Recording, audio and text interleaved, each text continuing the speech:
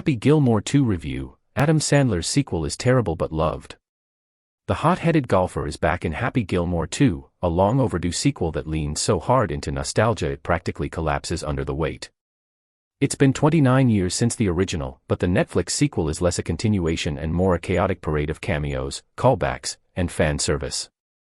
Don't bother re-watching the original, this film constantly references it, even inserting clips throughout. Many of the original cast return in small roles, and it feels like Sandler invited every actor he's ever worked with just to pop in. It's bloated, self-indulgent, and often painfully unfunny, and yet, fans of the original will likely eat it up. This time around, Happy is washed up and lost in a drunken haze after a tragic accident involving his wife Virginia, Julie Bowen, who dies from an errant golf shot. She reappears occasionally as a ghost, but wisely exits early.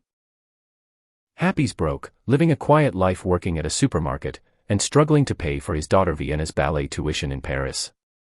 She's played by Sandler's real-life daughter Sunny, part of his tradition of casting family members. John Daly, yes, the real golfer, lives in Happy's garage and convinces him to return to golf.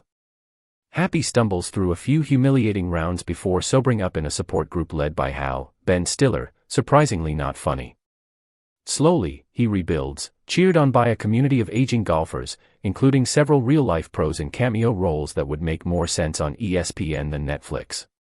The new villain is Maxi Golf, a flashy, gimmicky circuit where players undergo surgery to improve their swings. Its shady CEO, played by Benny Safdie, reduced to a bad breath joke, represents everything artificial about modern golf. Still, nothing hits quite like seeing Christopher McDonald return as Shooter McGavin.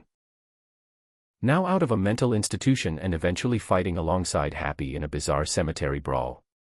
The film attempts to replace the late Carl Weathers Chubbs with his son Slim, Lovell Crawford, who inherits his dad's detachable prosthetic hand. It's one of many clumsy callbacks in a movie stuffed with them. Cameos flood the screen, from Eric Andre and Margaret Qualley to a weirdly charming Bad Bunny, who plays a busboy turned caddie.